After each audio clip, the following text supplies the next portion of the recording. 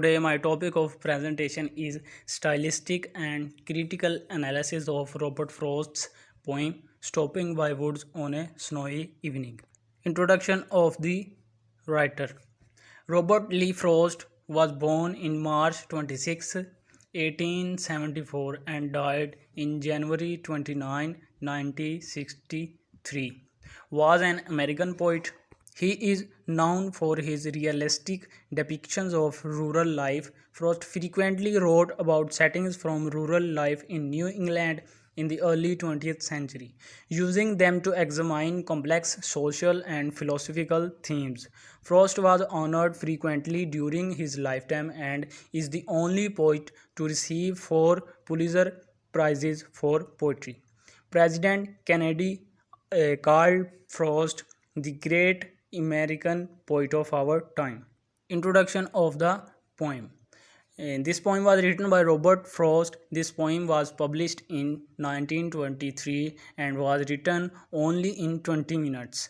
That shows the genius of the poet and his artistic qualities. It was written to capture the conflict between man and nature and also to highlight the difference between wishes and obligations we face in our lives. However, it has become one of the most popular poems in English literature.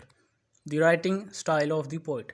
The style of the Robert Frost is very simple, comprehensible, attractive, and genuine, and his love for nature and its depictions in his poetry made it more fascinating. Frost used several stylistic devices, including cacophony, alliteration, assonance, tone modulation, denotation, connotation, etc., to highlight the idea of dismay and death.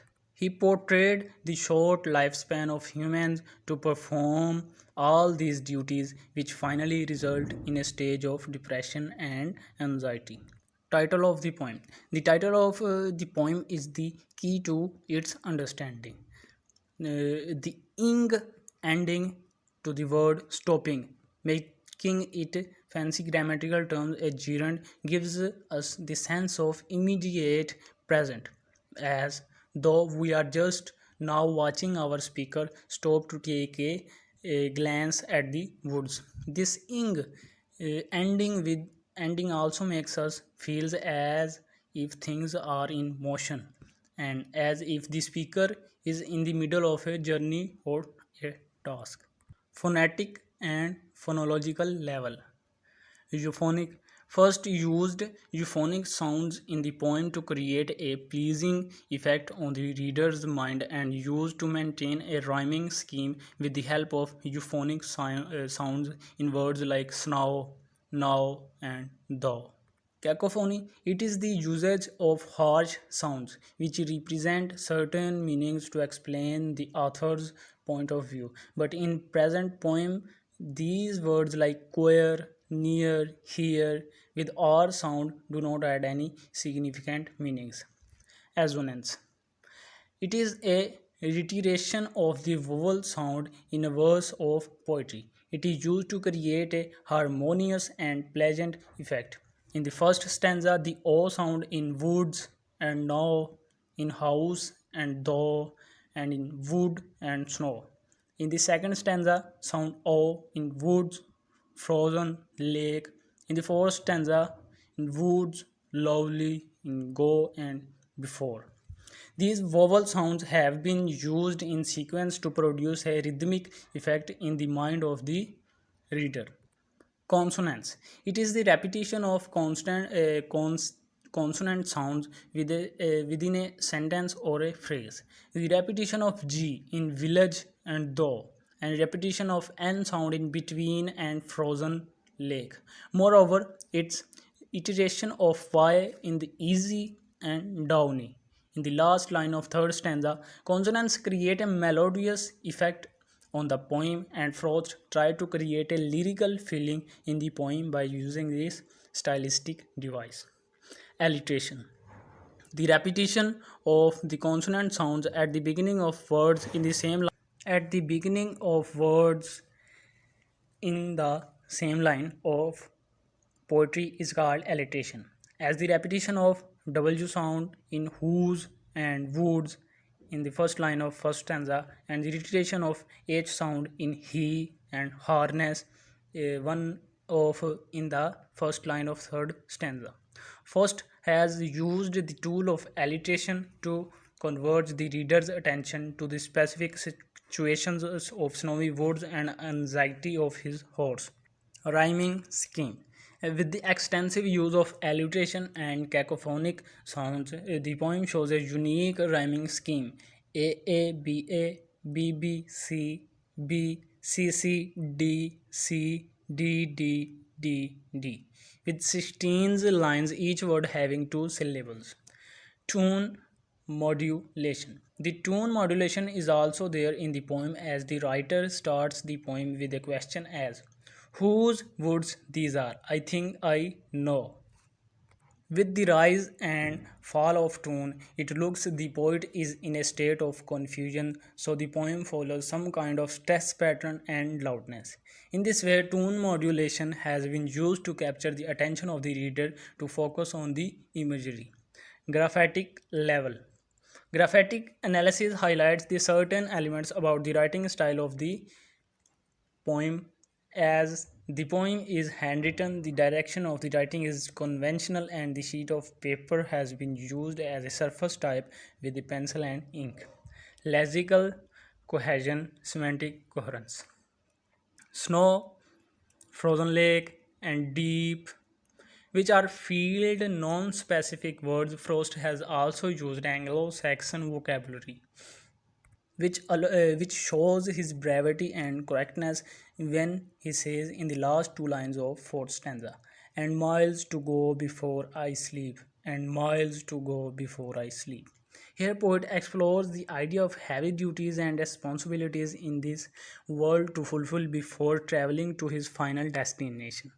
Then Frost used the tool of anaphora, repetition of same words at the start of the sentence, and epiphora, repetition of words at the end of sentence.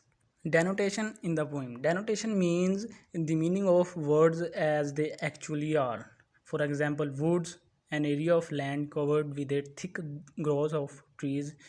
Snow, atmospheric water vapor frozen into ice crystals and falling in light white flakes or line, etc. The connotation in the poem. Connotation means the meaning of words that the poet wants to convey. The meaning of poet. Words which derives meaning from poet's point of view. For example, woods as a symbol of nature, village as society and civilization, snow as death. Metaphor.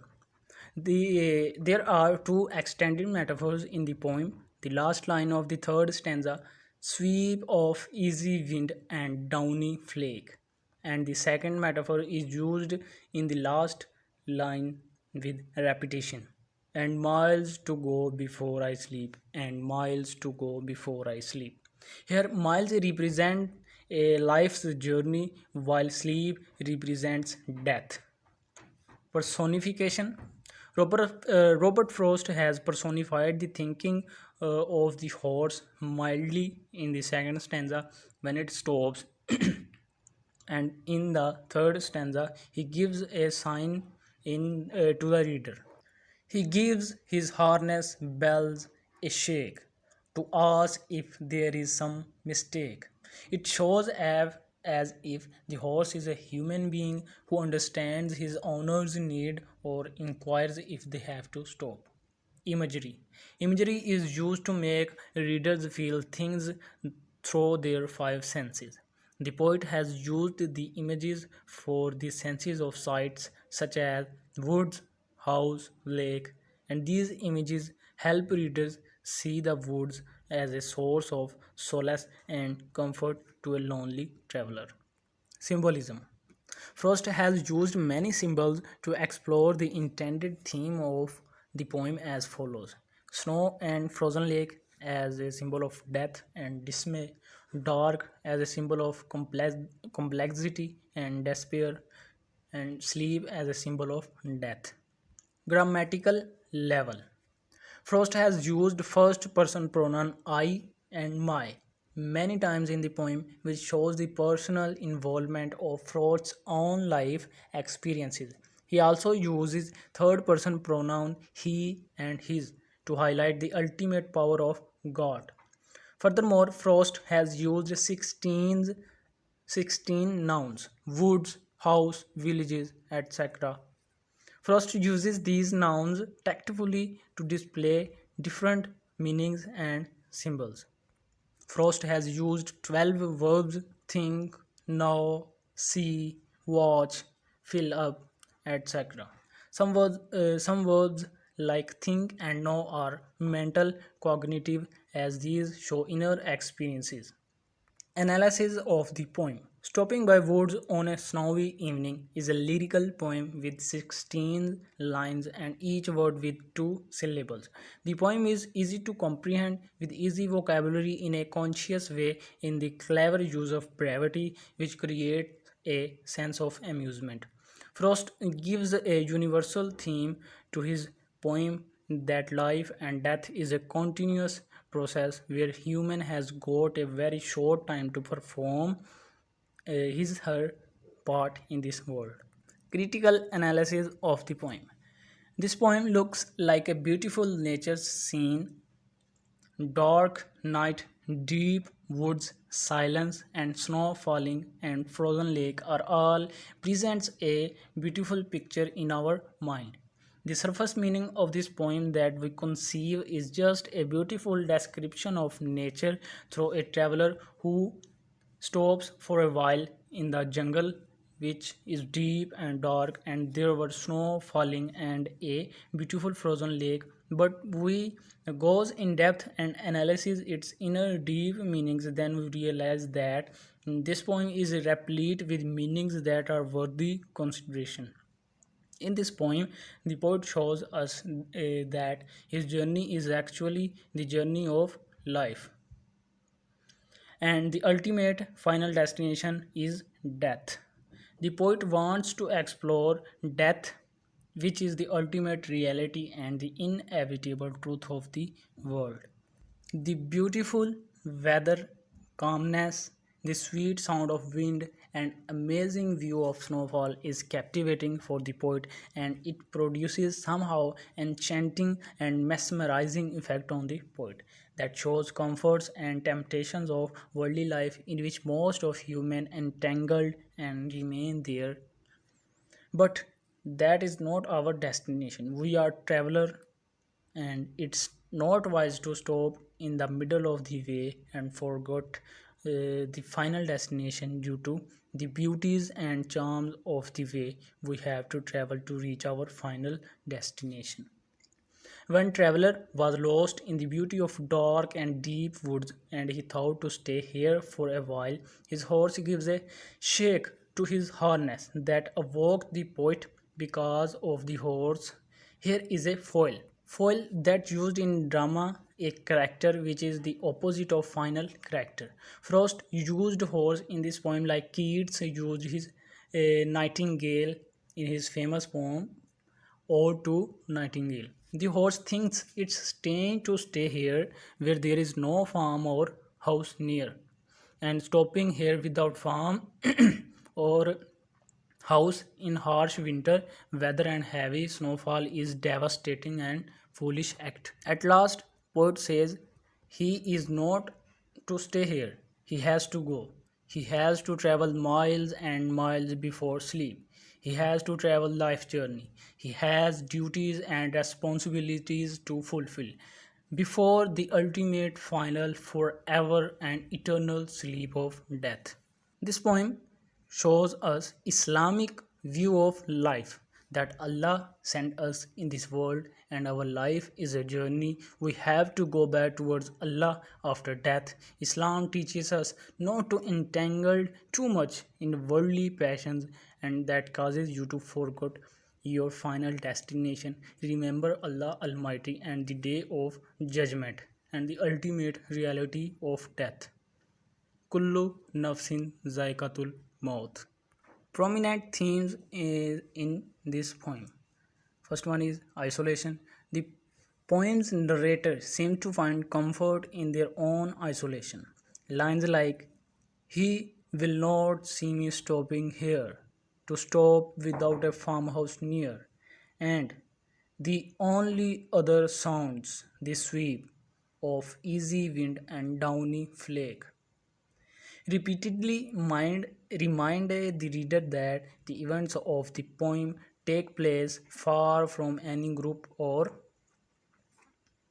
observer. The narrator enjoys the solitude of their journey and ponders briefly about abandoning their course in favor of remaining isolated and appreciating their earthly surroundings under the cover of night. Duty and responsibility.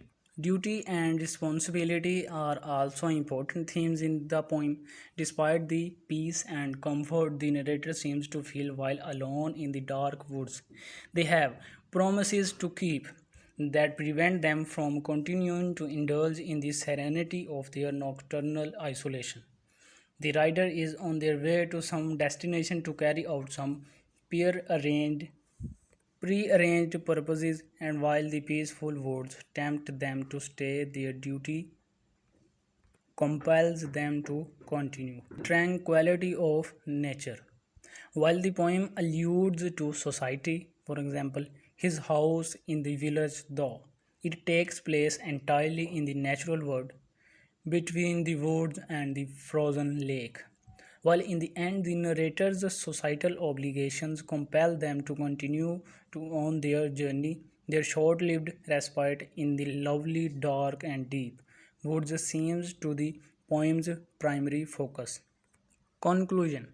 In the light of above discussion, research, and analysis, it is clear that Frost was a great craftsman and a genuine poet. He uses simple words, simple vocabulary, and simple sentences to make it easy to read and understand his works, and beautiful rhyming added melody to his poems that are on the tongues of many. His poem is a masterpiece of literature, both depicting nature and teaching us universal truth about our responsibilities and duties and inevitable death.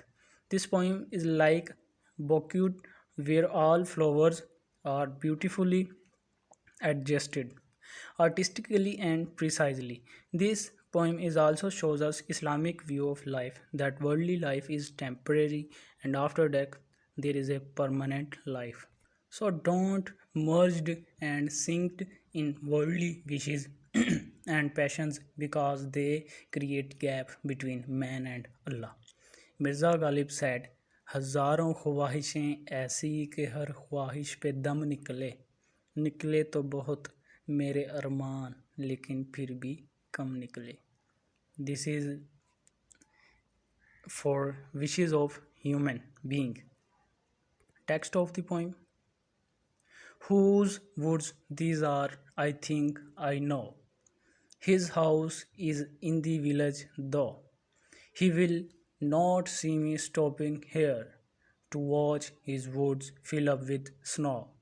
My little horse must think it queer to stop without a farmhouse near, between the woods and frozen lake, the darkest evening of the year. He gives his harness bells a shake to ask if there is some mistake. The only other sounds the sweep of easy wind and downy flake. The woods are lovely, dark, and deep, but I have promises to keep, and miles to go before I sleep, and miles to go before I sleep. Thank you.